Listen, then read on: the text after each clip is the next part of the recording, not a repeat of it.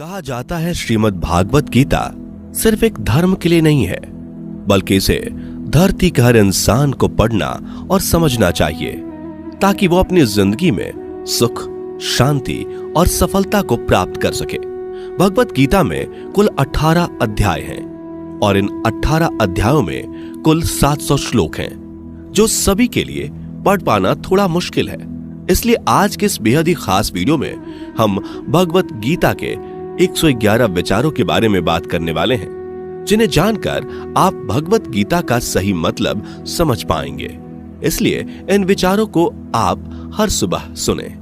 दोस्तों, अगर आप इस वीडियो का अधिक से अधिक लाभ पाना चाहते हैं तो कृपया कर इसे हेडफोन लगाकर शांति से सुने। तो चलिए जानते हैं श्रीमद् भागवत गीता के 111 पावरफुल विचारों को। श्री कृष्ण कहते हैं कि मनुष्य को परिणाम की चिंता किए बिना, लोभ लालच बिना एवं निस्वार्थ और निष्पक्ष होकर अपने कर्तव्यों का पालन करना चाहिए। जिस तरह प्रकाश की ज्योति अंधेरे में चमकती है, ठीक उसी प्रकार सत्य भी चमकता है। इसलिए मनुष्य को हमेशा सत्य की राह पर चलना चाहिए। जिस मनुष्य के अंदर ज्ञान की कमी और ईश्वर में श्रद्धा नहीं होती, वो मनुष्य जीवन में कभी भी आनंद और सफलता को प्राप्त नहीं कर पाता। जिस प्रकार मनुष्य अपने पुराने वस्त्रों को त्याग कर नए वस्त्र धारण करता है, ठीक उसी प्रकार आत्मा पुराने व्यर्थ के शरीर को त्याग कर नए भौतिक शरीर को धारण करती है। कौन क्या कर रहा है, कैसे कर रहा है और क्यों कर रहा है, इन सब से आप जितना दूर रहेंगे उतना ही आप खुश रहेंगे। समझदार व्यक्ति जब संबंध निभाना बंद कर देता है तो समझ लेना उसके आत्मसम्मान को कहीं ना कहीं ठेस अवश्य पहुंची है। मोह उसी का करो जिस पर आपका अधिकार है। जिस पर आपका अधिकार ही नहीं, उसका मोह भी नहीं करना चाहिए। जो दूसरों की तकलीफों को समझते हैं, जिनमें दया है, दिल से अच्छे हैं, उन्हें दोबारा जन्म लेना नहीं पड़ता। प्रबुद्ध व्यक्ति के लिए गंदगी का ढेर, पत्थर और सोना सभी समान है। आपके कर्म ही आपकी पहचान है, वरना एक नाम के हजारों इंसान हैं। प्रेम सदैव माफी मांगना पसंद करता है और अहंकार सदैव माफी सुनना पसंद करता है। विषयों के बारे में सोचते रहने से मनुष्य को उनसे आसक्ति हो जाती है। इससे उनमें कामना यानी इच्छा पैदा होती है और कामनाओं में विघ्न आने से क्रोध की उत्पत्ति होती है। सदैव संदेह करने वाले व्यक्ति के लिए प्रसन्नता ना इस लोक में है, ना ही कहीं और। कर्म वह फसल है जिसे इंसान को हर हाल में काटना ही पड़ता है। इसलिए हमेशा अच्छे बीज बोएं ताकि फसल अच्छी हो।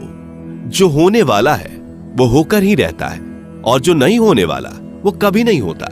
ऐसा निश्चय जिनकी बुद्धि में होता है, उन्हें चिंता कभी नहीं सताती।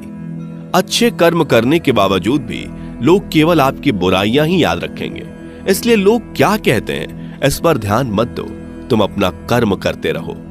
जितना हो सके खामोश ही रहना अच्छा है, क्योंकि सबसे ज्यादा गुनाह इंसान से उसकी जुबान ही करवाती है। गीता में भगवान श्री कृष्ण कहते हैं कि हे अर्जुन, अपने परम भक्तों जो हमेशा मेरा स्मरण या एक चित्त मन से मेरा पूजन करते हैं, मैं व्यक्तिगत रूप से उनके कल्याण का उत्तरदायित्व लेता हूं। हे पार्थ, जो लोग भक्ति में श्रद्धा नहीं रखते वो मुझे प्राप्त नहीं कर पाते।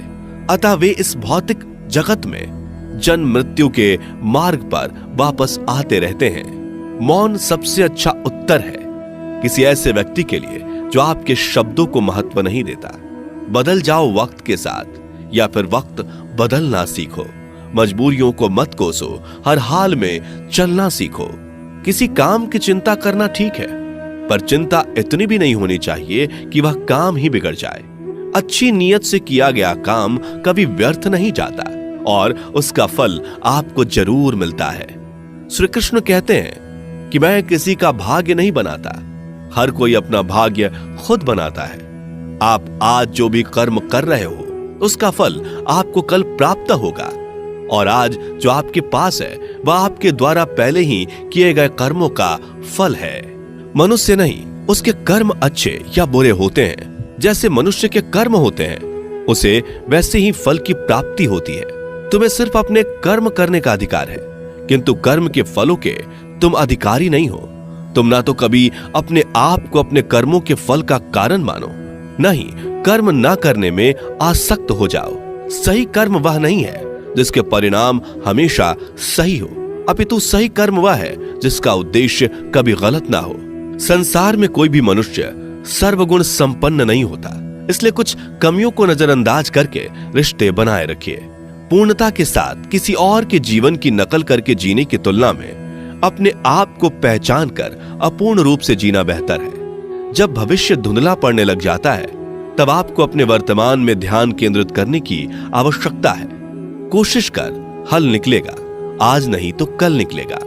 अर्जुन के तीर सा सद मरुस्थल से भी जल निकलेगा। जीवन की सबसे बड़ी गलती वही होती है जिस गलती से हम कुछ सीख नहीं पाते। जब हमारा मन कमजोर होता है तो परिस्थितियां समस्या बन जाती हैं, और जब हमारा मन स्थिर होता है तब परिस्थितियां चुनौती बन जाती है, और जब हमारा मन मजबूत होता है तब परिस्थितियां अवसर बन जाती हैं। मनुष्य की मानवता उसी वक्त नष्ट हो जाती है जब उसे दूसरों के दुखों पर हंसी आने लगती है। हे भारतवंशी, शरीर में रहने वाले का वध कभी नहीं किया जा सकता, अतः तुम्हें किसी भी जीव के लिए शोक करने की आवश्यकता नहीं है। समय यही सिखाता है कि जिंदगी किसी का इंतजार नहीं करती और ना ही किसी के लिए रुक सकती है। जिंदगी खेलती भी उसी के साथ है जो खिलाड़ी बेहतरीन होता है। दर्द सबके एक जैसे हैं, मगर हौसले सबके अलग अलग हैं। कोई हताश होकर बिखर जाता है तो कोई संघर्ष करके निखर जाता है। मनुष्य को अपने कर्मों से संभावित परिणामों से प्राप्त होने वाली विजय या पराजय, लाभ या हानि, प्रसन्नता या दुख इत्यादि के बारे में सोचकर चिंता से ग्रसित नहीं होना चाहिए। यदि आप अपनी गलतियों से कुछ सीखते हैं तो गलतियां सीढ़ियां हैं, और नहीं सीखते तो गलतियां सागर हैं।